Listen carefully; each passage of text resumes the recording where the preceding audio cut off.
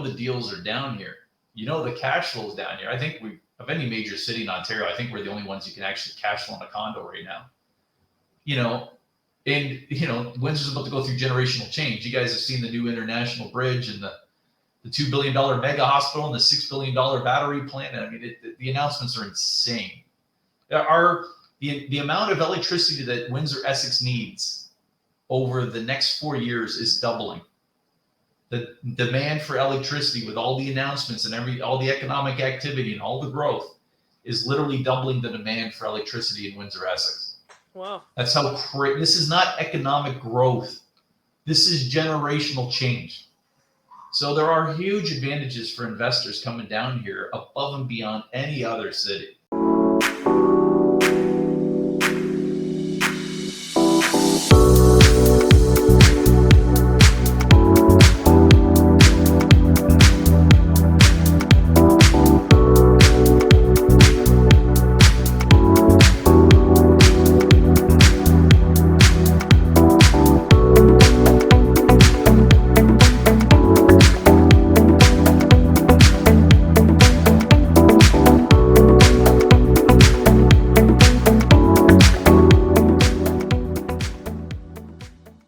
All right, guys, welcome back to the Canadian Real Estate Channel. I am your August guest host. My name is Emma Pace, and I run a real estate team in Toronto called Monstera Realty. Enough about me. We've got your Windsor specialist for this month, Rhys Trenhaile. I'm pretty sure I said it right. I'm almost positive. You nailed it. All right, you nailed it. Actually, in Wales, they would say Rhys, which you'd have no chance of saying. No dice on that. No dice. Yeah, no. But I'm happy to have you on the show. Looking forward to learning a little bit more about Windsor. Before we hop into the data that we want to go through, why don't you just tell the viewers a little bit about yourself?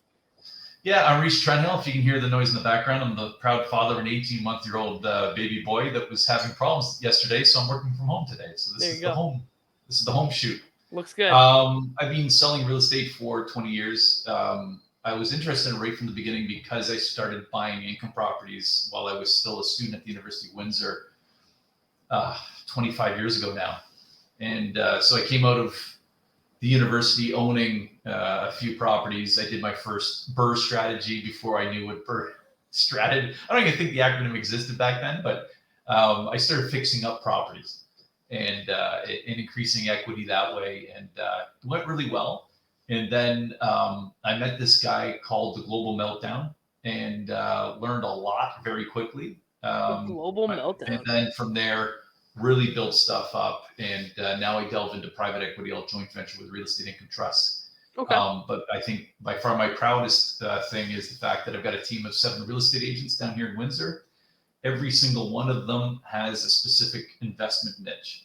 Okay, nice. So if you want to invest in condos, there's somebody on my team to do that. Sadie Moore, who you're going to meet a little later. I was going to say, I think we might have a special guest later. Houses, BRRRR strategy, yeah, and adding ADU units. That's Stephanie Saunders, right? You want to do something bigger? That's old father time, Greg Mayall. He's been with me for 18 years. Wow. 35 years in business. Steve Druge, #1 in town for 2 units to 6 units. If you've seen Andrew Cox on these videos, that's the guy that he goes to. He goes to Steve Druge. So. Cool. Yeah, it's a great team. I could talk a lot about them. I'll make them sound like they walk on water, but they are an excellent sales team. They're natural salespeople, and they're not residential real estate agents. This mistake's made all the time by rookie investors. You got to get a real estate agent that eats, sleeps, and breathes income properties because they think differently. Mm-hmm. But look at you as an investor and say, how can I build up this guy's or gal's wealth over time? Right. Yeah. I'm going to nurture that relationship like a financial advisor. I'm going to take care of them. That's how an income property real estate agent thinks. A residential agent thinks, I got the sale. Okay, now I got to go get the next sale. Boom, they're gone. But what about contractors? What about property managers? I got a million questions. They're gone. They're doing the next deal. They're gone. Right. So that is the difference. I went on a tangent there, didn't I? But that's all good. It sounds like if anybody wants to buy an investment property, you are the hub in the middle of all of the spokes for the people that can get you whatever you're looking for in Windsor. Yeah, so that is a great. Yeah, I like that. That's a nice metaphor.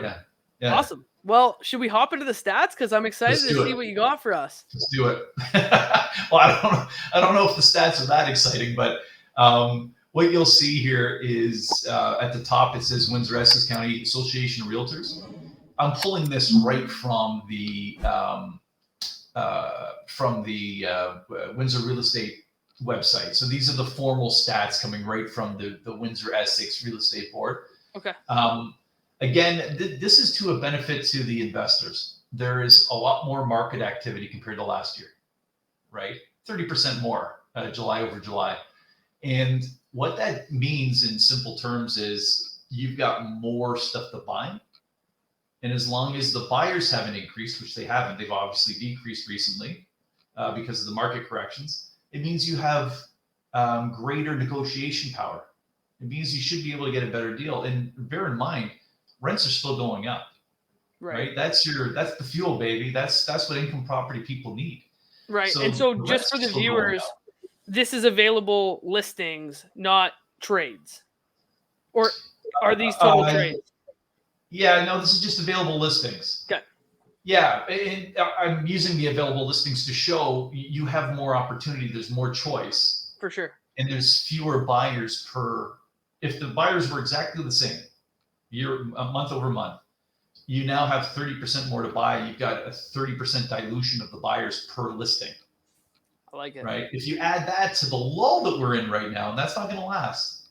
But if you add that to the lull we're in right now, then you can get.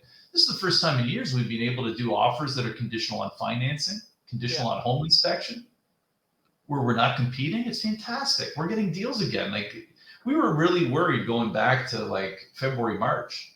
We were like, are we still going to be able to sell cash flowing properties to our clients? Right. Because they're becoming cash flow zero and cash flow negative. And it's like, how can we in good conscience tell our clients to buy this? Right.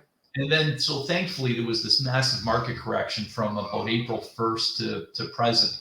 And now you'll see in the stats right now, but that's really slowing up now. In fact, I believe month over month, the housing prices actually went up 2% over last month. Okay. Yeah.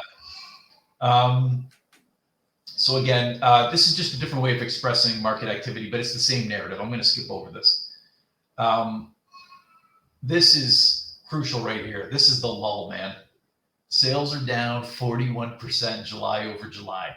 Yeah, right? It seems like a rhyming statistic across Ontario here from these market updates that I've done.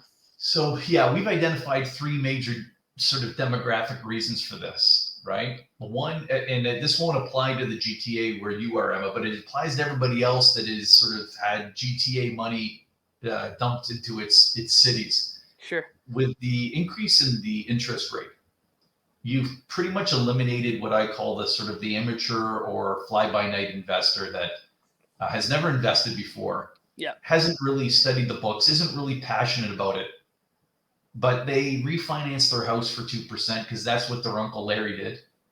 And they buy a house randomly in Windsor. And like one of my closer friends, I had a big gathering at my house on Saturday. One of my closer friends, he was saying, oh man, somebody from Toronto bought the house next to us. They've only been down once. The pool's green in the backyard. They haven't cut the grass, right? 100%. Why would you buy a $600,000 house and then, not set up your income property? That's what we do as landlords. That's all going away, those people. Yep. I agree with you. It's gone because now if you have to borrow the money, it's much more expensive. It's not cost effective anymore. Yeah. So you've eliminated all of them. And then I call it the sort of the pandemic vacation effect. We haven't been able to go on a real vacation because of the plague in 2.5 years. Yep. So people aren't just taking a 1-week vacation to Cancun. They're going back to the motherland in Western Europe for 3 weeks. Yeah, for sure. Absolutely. Yeah. Sure.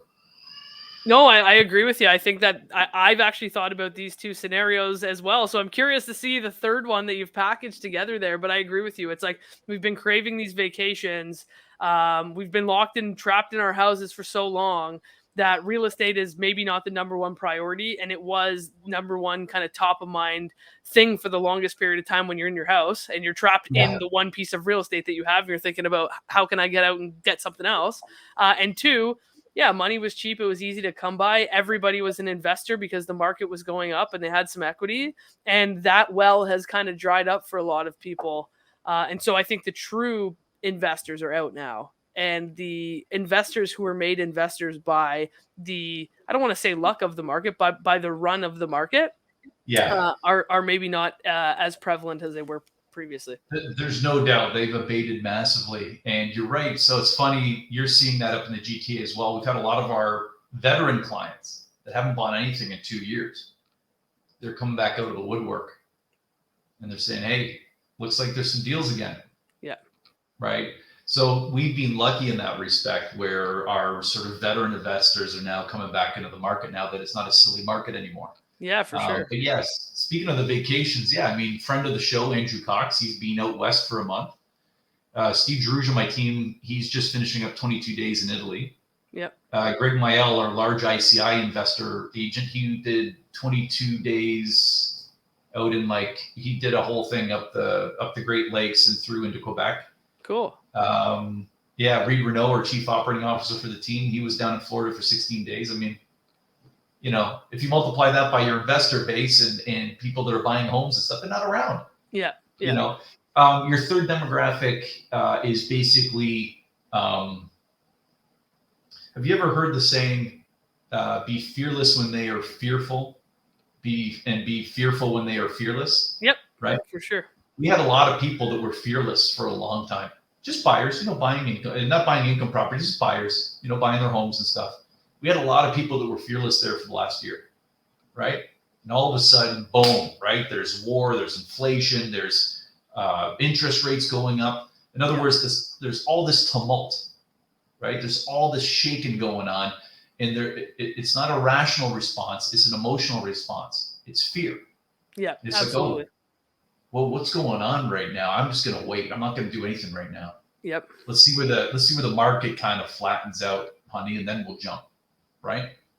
That's the third demographic. You got a lot of people that need to buy, but can also afford to wait a few months and see what's going on. Let's get the kids back in school first, babe. Right? Of course. Yeah, no, absolutely. Professionally speaking. Yeah, no, 100%. That truly is what it is. I mean, things got pretty ugly pretty quickly with several different variables, and that's provided uncertainty in the marketplace. And we like to make decisions when we feel confident. And right now we've lost the confidence. And I think, one of the previous videos that I had just done, I was saying I kind of feel the sentiment of the market right now. It was when we were continuously having these rate hikes. It was like the beginning of COVID when everyone was like, I don't know what the heck is happening right now.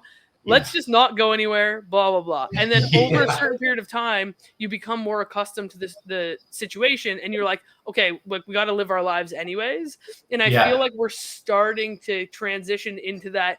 This is just the rate environment. I've accepted it. My goals of owning real estate haven't changed. I just got kind of scared there for a minute. And now this is the new reality. And this is how I have to go about doing it. So we're starting to finally assume and become accustomed to this type of market. And I think I don't think we're going back to where we were, but I think we're going to start slowly seeing that shift back. That's right. Yeah. We agree with you down here from what we've seen and what we've analyzed. Yeah. Predictive models for Windsor, by and large, were, we saw a 36% property value gain January 1st to March 31st. And now we can see upwards of a 30% drop. Right. So we're back to the beginning of the year. But it's over 23% so far drop. But that means we're still up 10% on the year, 12% on the year. Yeah. Yeah. Right. Sure. It's just, for people that bought during that window, it's just don't sell anytime soon.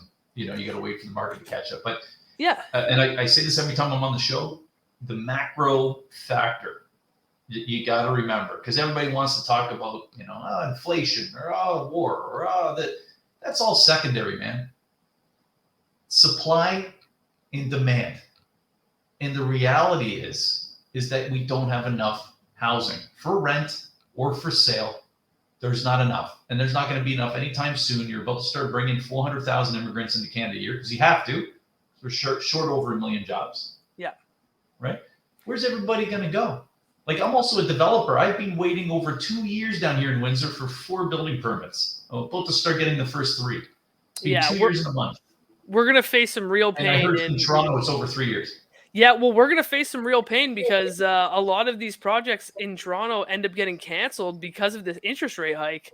And so I think we Yeah. had 4,000 units. Where we typically develop about 25,000 a year. And so if we just canceled over 4,000, we'll say 5,000. 20% of that housing stock for 5 years from now is now gone. We're already behind the ball. So like, yes, we're in this period of pain, but there's pain one way or the other. It's like, it kind of sucks. You have to pay a higher interest rate, blah, blah, blah. But, 5 years down the line, we're going to be back in the same issue that we had before, which I agree with you, is we just straight up do not have enough supply. Yeah, and Emma and I are probably talking, guys, more like the societal pain, the societal ill. The reality is, for the investor, when you have circumstances like this where you have supply and demand issues and you're buying during a lull, and we have down here in Windsor, we have about 60 days left on that lull, when we might get another lull in January when there's a foot of snow on the ground. For sure. Right? But those lulls are lulls. I mean, a supply and demand, it's still going to force the prices up, and it's still going to force the rents up. And Windsor still remains the most affordable major city in Canada, which means we have a lot of room for property value growth and rent growth, right? So, and the way that's measured, by the way, is a percentage of average family income. Okay. Right. So we have the smallest percentage of average family income that actually goes into putting a roof over your head. Sure. Right. Consequently, we have the most boats per capita in Canada. You have more money left over. There you go. More disposable income for boats. I like it. I'm going to quickly rip through the rest of the stats, but you can see that sales year to date are down 13%. We just went through the hottest market in our, in our lifetime. So, I mean, take that with a grain of salt overall, but I'm sure, I haven't looked at it, but I'm sure that the sales to date, you're already at 4,000 with 5 months to go. And normally we have about 5,500 sales in a year.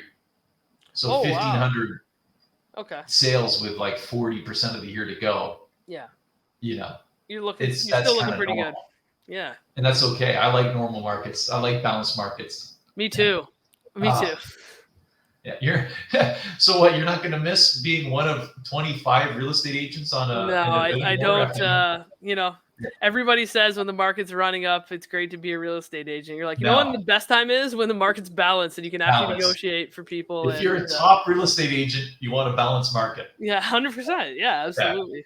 These red hot markets, it's funny because like now I'm watching buddies that are personal trainers or they own a magazine or I'm in real estate now. It's like, man, you sell sneakers for a living at the mall, man. Yeah. Hey, look, if you love real estate and you sell sneakers at the mall, get your license, but like be passionate about it and learn and focus on this every day. Anybody can get their license.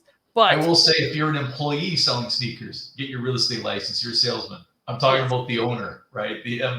Just focus on your business, man. For sure. Yeah, that's totally fair. He's a good buddy of mine. If he sees this, I hope he finds the humor in it. But so average price in July is actually up 2.1%, which I found bloody strange. Is that right? Maybe it's not. Yes, it is. Yeah, 557,000 today. Okay, I was curious to see what the. Last year it was 546. Okay. So that's what it means. It's year over year. That makes sense. So year over year, it's still up.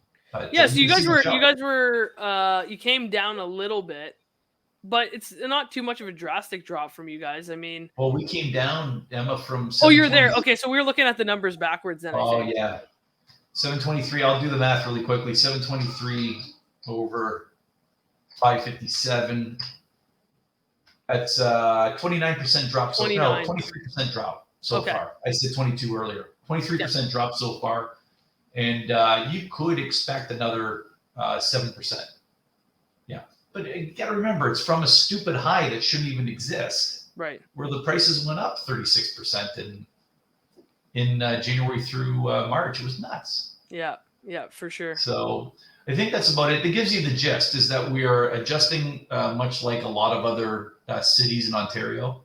Yeah, your numbers are not like, if there's anybody now that I've done 5 of these, if there's anybody that's watching, this isn't like, don't think, oh, Windsor is performing terribly. This is just average in comparison to everything else. And I've done Barrie, Sarnia, like we've done Toronto, Kitchener, like everybody.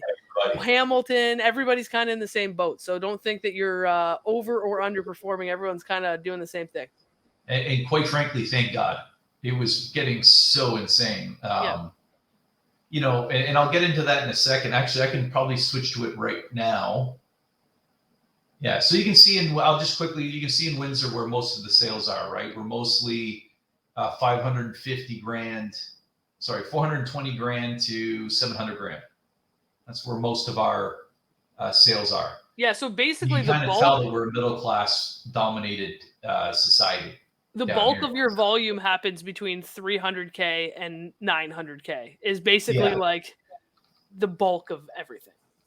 900K, man, you're bougie down here. Yeah, okay. You got money, son. Yeah, all right. I like that.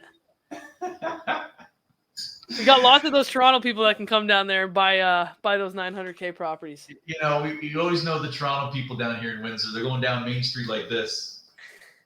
That's funny. You know, you can see them a mile away.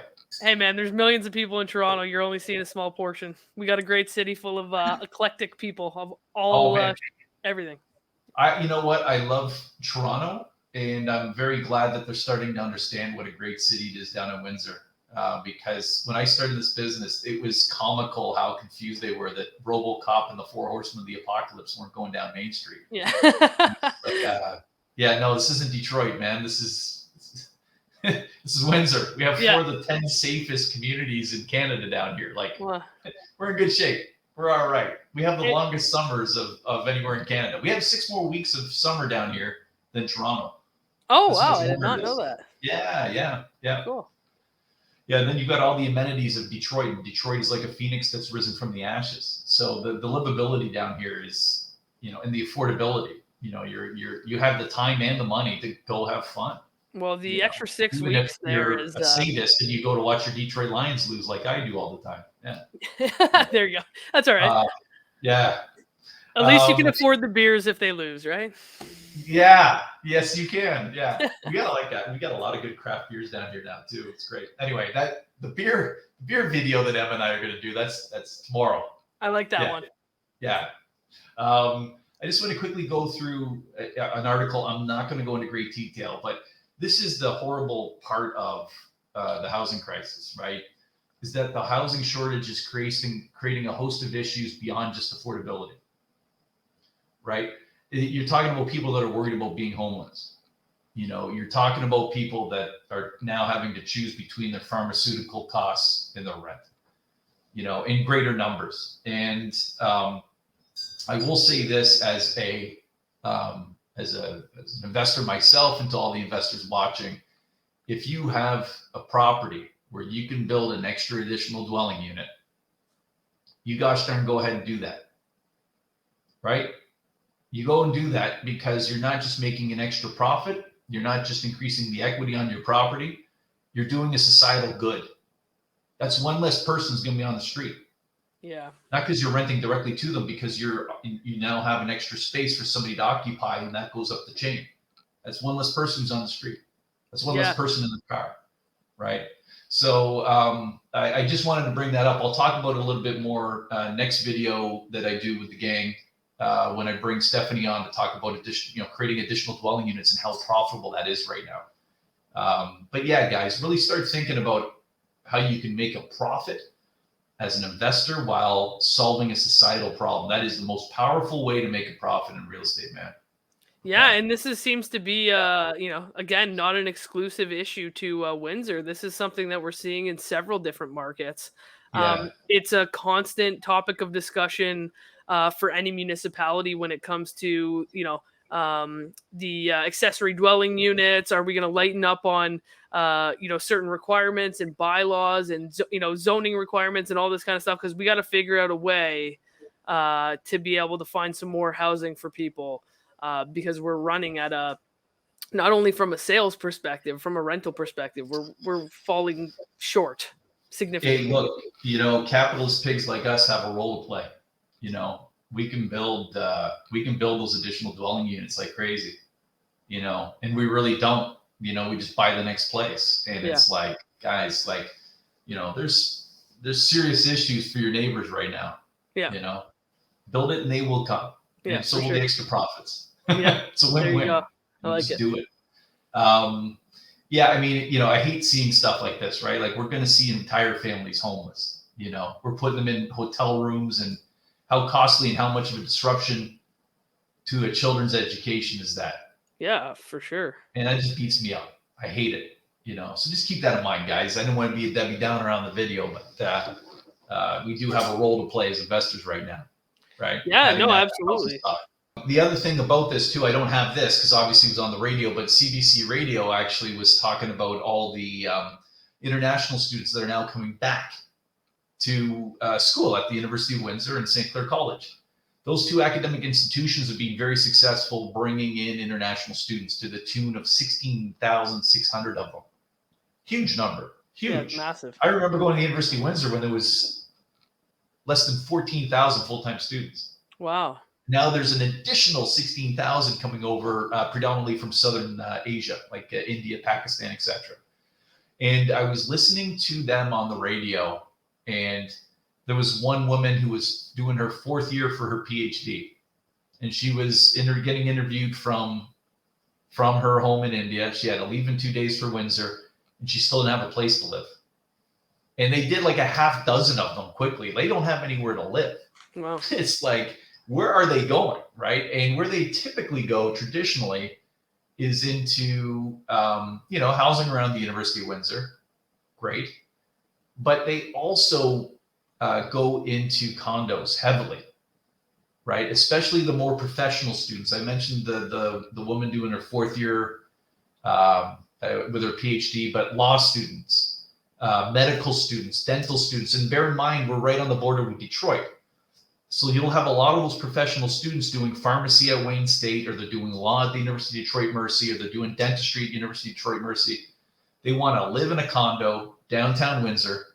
They want to fall out of bed, fall into the Detroit tunnel, and be at school within about 12 to 15 minutes, depending on how long it takes to park. Right? That's how close we are to Detroit. I mean, it's, we're right there. And so as an investor, one thing that I really wanted to broach today on today's show was the power of condo investment, which is not getting addressed down here as hard as it should be, because you got 3 demographics to go into condos. And we were talking about fear earlier, Emma. Yep. Right? Talking about fear earlier. There's only 3 demographics to go into condos down here. What I call young professionals. They're not married yet. They're single. They're having a good time. They're engineers working at the General Motors World Headquarters downtown Detroit, or they're one of the thousands of nurses that live in Windsor work in Detroit. There's thousands. There's almost 6,000. Wow. Yeah. There's thousands of engineers that live here, work in the States, including my brother-in-law, including my next door neighbor. Dime a dozen, right? So you get the young professionals that live in these condos. You get the professional students that we just addressed, right? People doing their MBAs, doing their law school, doing dentistry, etc. The third demographic are the retirees. And the retirees have not been moving into condos during the plague because they don't want to catch COVID in an elevator. They've lived in suburbia their entire life. They're in a huge house that is way too big for them, with stairs they can no longer navigate. And yet they're still living in the house because they don't want to get COVID in an elevator, right?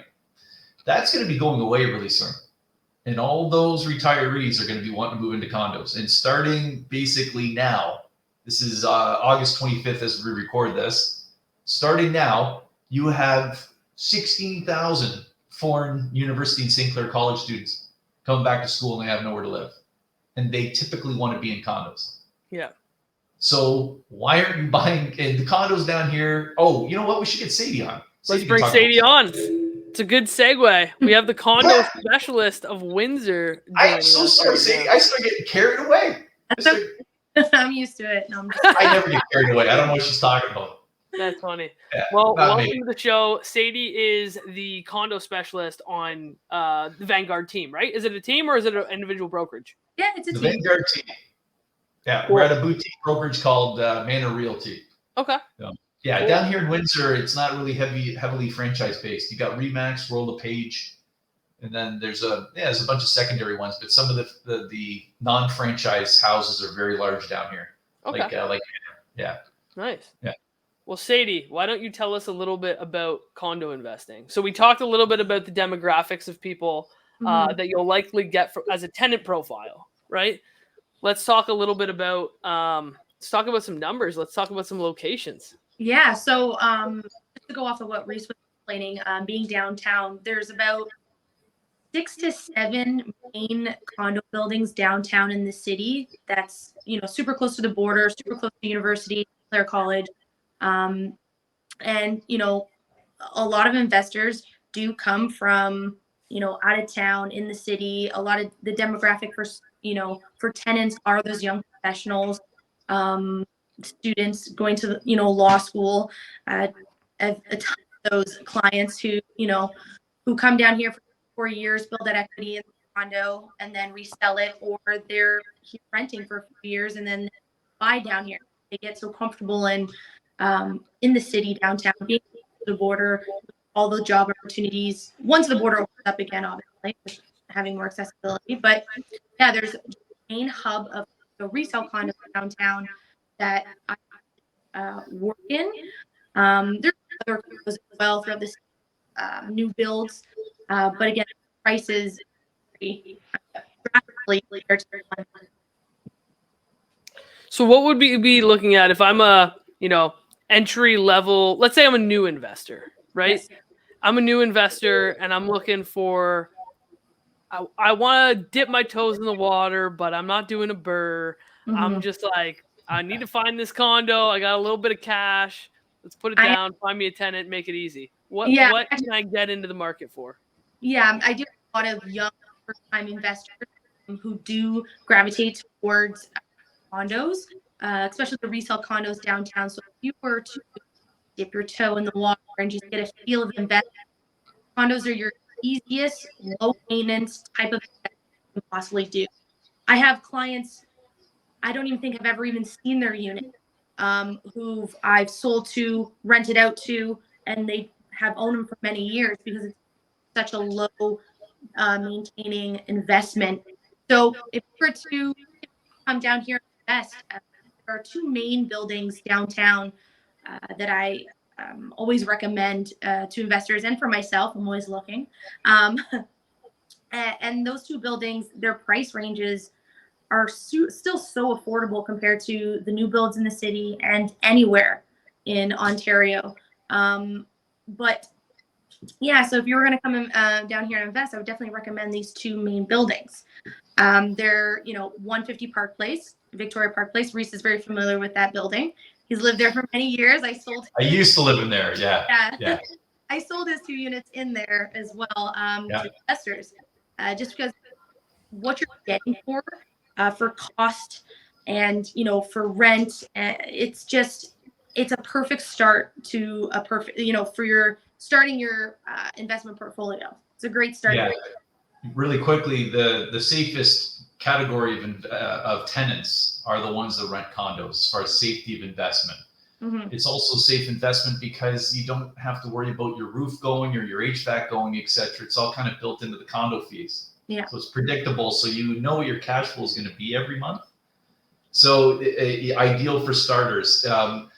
Why Sadie is really sort of talking about downtown, because at first I was saying, oh, why is she talking downtown? Because there's other good buildings in Windsor as well. Mm-hmm.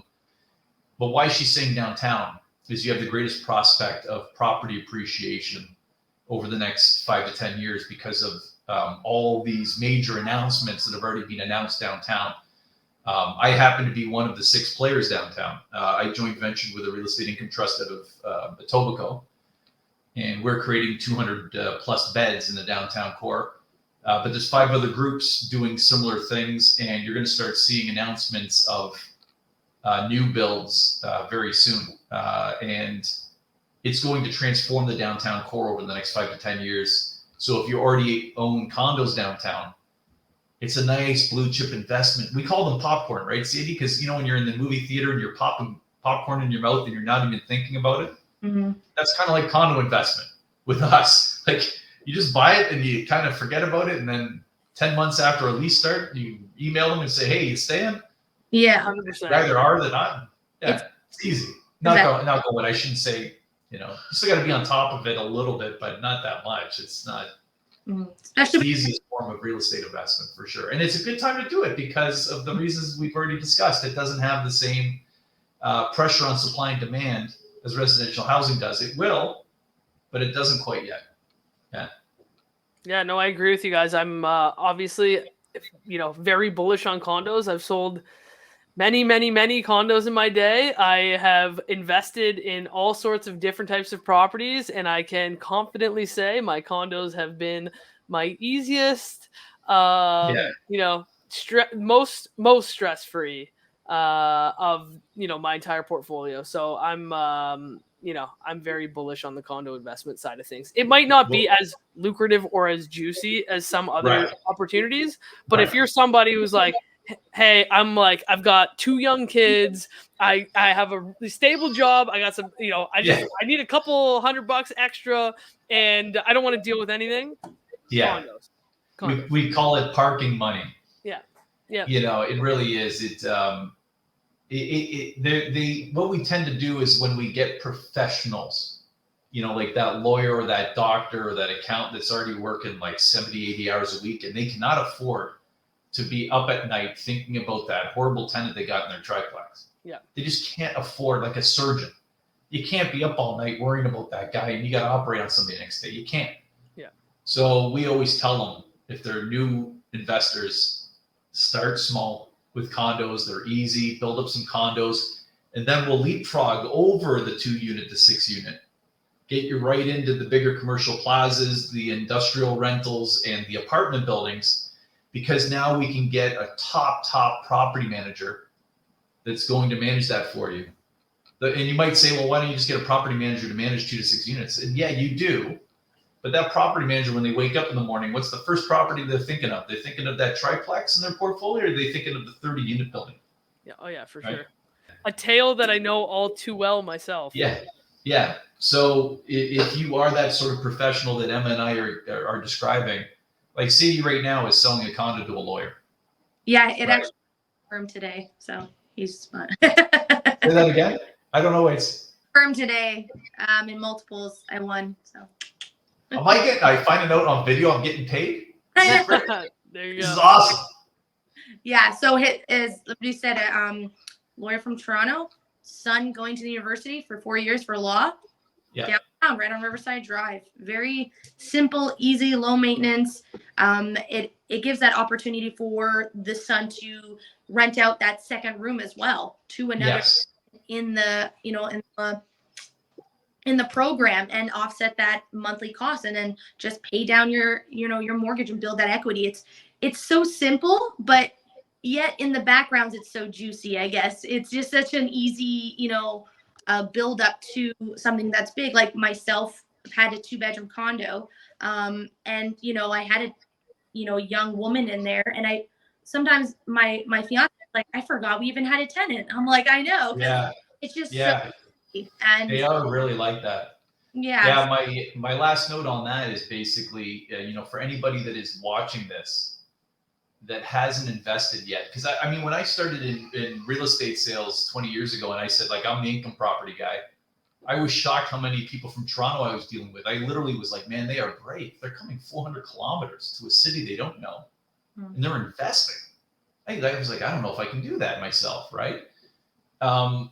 If you're that person I just described, and it's scary to you, the deals are down here. The cash flow is down here. I think of any major city in Ontario, I think we're the only ones you can actually cash flow in a condo right now. And Windsor's about to go through generational change. You guys have seen the new international bridge and the $2 billion mega hospital and the $6 billion battery plant. I mean, the announcements are insane. The amount of electricity that Windsor Essex needs over the next 4 years is doubling. The demand for electricity, with all the announcements and all the economic activity and all the growth, is literally doubling the demand for electricity in Windsor Essex. Wow. That's how crazy. This is not economic growth. This is generational change. So there are huge advantages for investors coming down here above and beyond any other city. I'm talking the whole gamut. I'm talking Canada, man. I don't see how you can have. It's like this tidal wave of positive announcements that's all behind us. You guys have seen them in the paper. Like, what do you think that translates into? A drop in property values? Come on. We're going to be skyrocketing. Only if interest rates it's go obvious up. to me at this point that by the time I'm dead, God rest my soul in the future, that, our population is going to double. It's just the way it is. Yeah. So anyway, I'll leave you with that. But yeah, if you're a rookie investor, you've never invested before, buy a condo with us, get your feet wet. You can always sell it later for a profit, like this lawyer is going to do 4 years from now. And then you can, now that you're here, now you can start looking at more complex things like ADU developments and that sort of thing, and really get involved. So it's a nice stepping stone if you haven't done anything yet. And Sadie, you'll take them from beginning to tenant placement.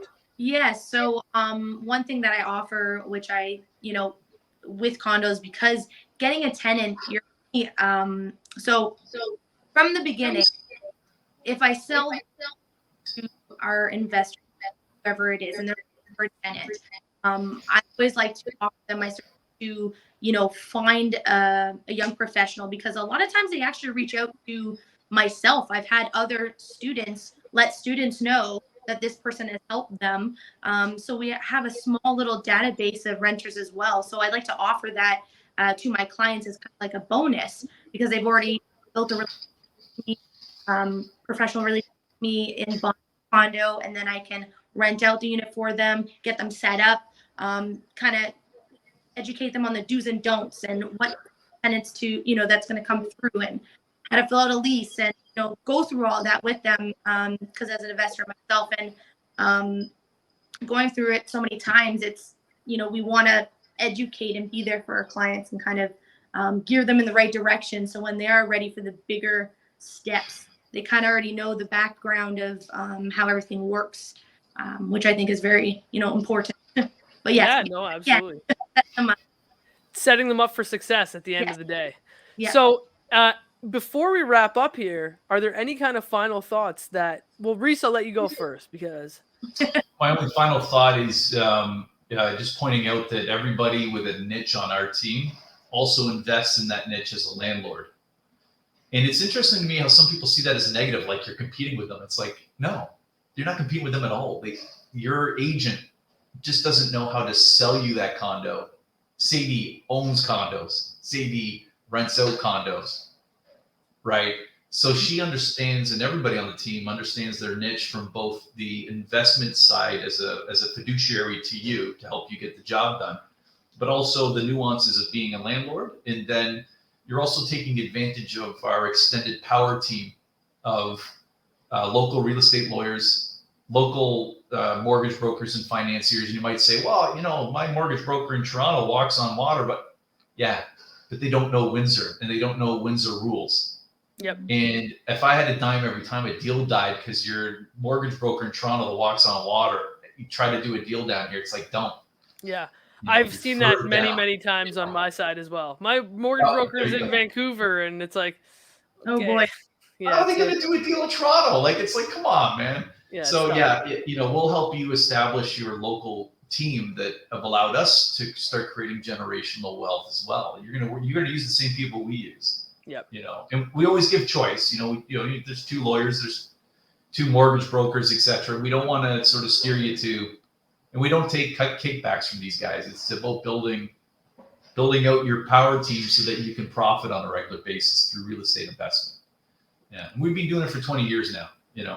Well, there you go. And if anybody wants to find you, Rhys, where can they reach you directly? Should they go to the website? Where can they find you? Oh, at the old Victoria Tavern. Oh no, sorry, yeah. You meant like not in the flesh. Yeah, you can. I told you we got really good beers down here. I'll see you in Windsor. Sadie's going, why am I working with this guy still? Why am I doing this to myself every day? You can find us, I think, in the description underneath the video has all our contact info for social media, etc. But I can direct you to thevanguardteam.com. Okay. So thevanguardteam.com. salespeople.com, and you'll find all of us there.